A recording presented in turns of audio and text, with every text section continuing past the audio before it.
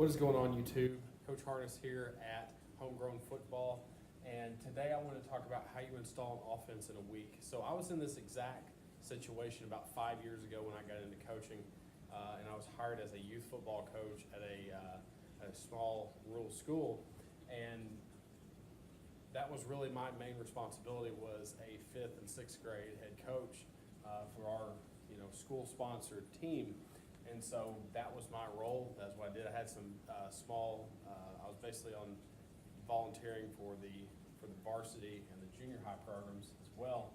But we're talking about a very small school where we only had 4 coaches. So I was the youth coach. So when I got in, I was hired late in the process. I mean, we're talking about a week before school. Don't get all the players in until about a week into school, and then we play the second week of school. So I had literally 1 week, my first year as a coach, to put in my offensive scheme. And so what I did was, and I'm keeping things on a list here of some keys that you need to follow if you are ever in this situation. And some of you may think this is crazy, but there are people out there that get hired late, and I was one of those people as a head coach at the time. A youth head coach, I know it's different, at all levels, but I was the man running the offense. So I mean, I had to, and the defense and basically everything back then. It's a lot different now where I coach, but I wrote down some keys to just kind of keep things kind of organized here in this video. But we want to keep our offense simple. We want to keep the reps that we get in practice. However, we have to practice. Those are some of those basic things we got to hit early on. We've got to rep formations. We've got to rep base plays as an offense, and then we got to have a game plan going in. What's your game plan? How are you going to call the plays? How are you going to get the plays in? There's other things you got to think about that sometimes you don't think about till game time.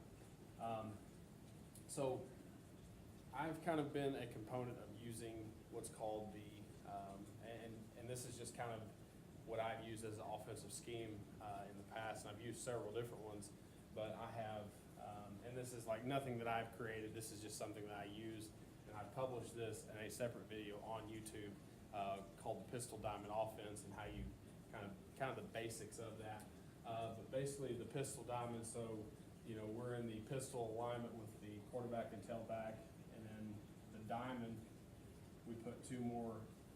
We put kind of the fullback type as our F, and more of a speed guy as our Z.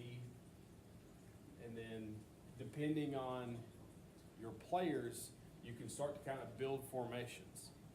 And that's kind of one of the things I want to talk about in here, is how you actually build these formations around your players, depending on how many players you have, and depending on skill level. When I was installing this, I was giving this to kids that were 5th and 6th grade. Some of them have only been playing 1 or 2 years, and maybe some of it was their first year to play, and so they know nothing about football coming in. So you have to be very simplistic about how you teach these positions. I like to use letters. Some people, just draw them up there as positions, tight end, receiver. I like to use letters, and the kids can associate themselves with a letter, and it's really easy. And so we're just going to draw up our tight formation. So 7 down on the line of scrimmage, X and Y, tight ends or receivers, depending on your skill set, depending on who you have as a team and who you have to work with. Okay, because at the small school level, we don't get to pick our players.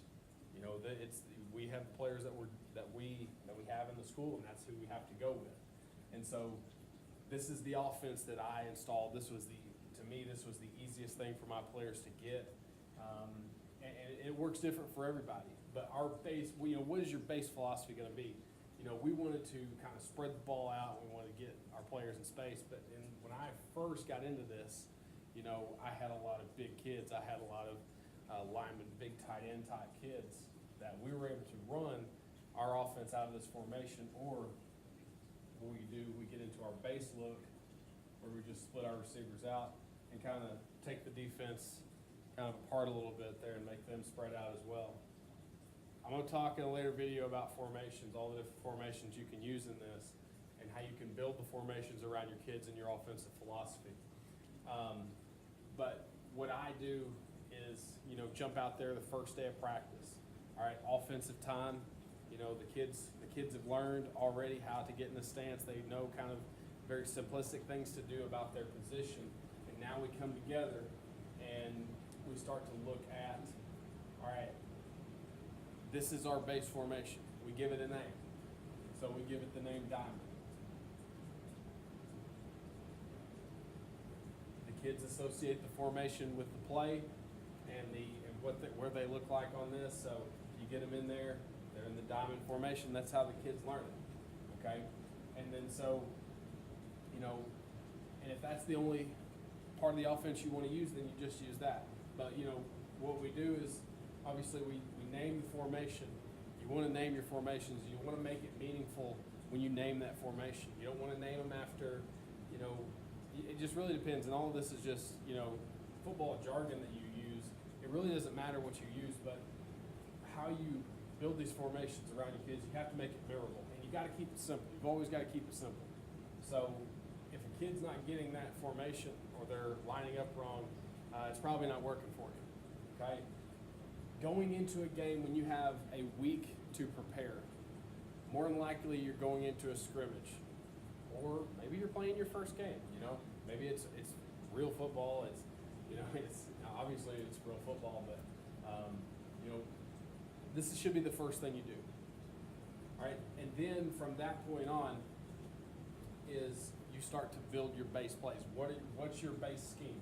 Are you a zone scheme team, or are you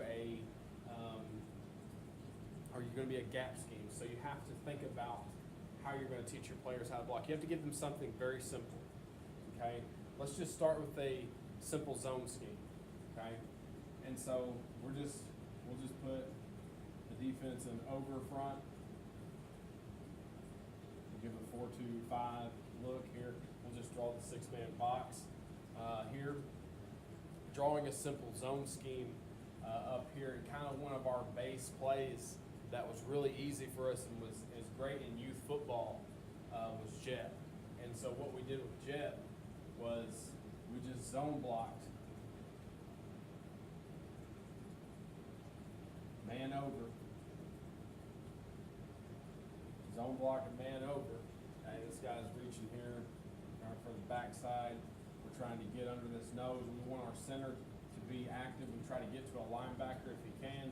We want to try to get these guys hooked vertically, and we want to have our F off the edge trying to pick up kind of an outside safety kind of a guy. And then our Z, he's getting the ball on the jet, and he's trying to string it outside. If he can this guy can secure a block, we're trying to cut it up, or we may want to continue to bounce it on outside and try to get this guy. This guy in our offense should be one of our faster guys. Depending on what you do with the tailback, I've done this before, and like I said, you're just building a base play, okay? And so, depending on what you want to do with your tailback who's kind of in here, do you use him as a lead blocker as well, or do you build another play off of this where you have kind of a jet fake? And so what I originally started to do was the quarterback and the T here were going to reverse off of this. So this was kind of their play fake. Just something there to where you can have a play later. Like this is going to be your base play. You're probably not going to install that fake early on because you've got to build some inside plays. You've got an outside play here. And so you teach the kids by formation, and working with younger kids, it's easier for them to learn for having a week to learn an offense. It is quicker for them to learn left and right rather than calling this 49 sweep or something like that, 22 dive. Like there's so many, you're wasting your time if you're trying to give them the numbers, trying to do the number system. Give it right and left. So we're going to call this play, we've already installed one play here, and so it's diamond. We'll just call it jet right. Play we call a lot in youth football. That's just the name, okay? And so you've already done that. You've created a zone scheme, and you've done that. And then what's great about the diamond offense okay, is that we can come back and we can run the same play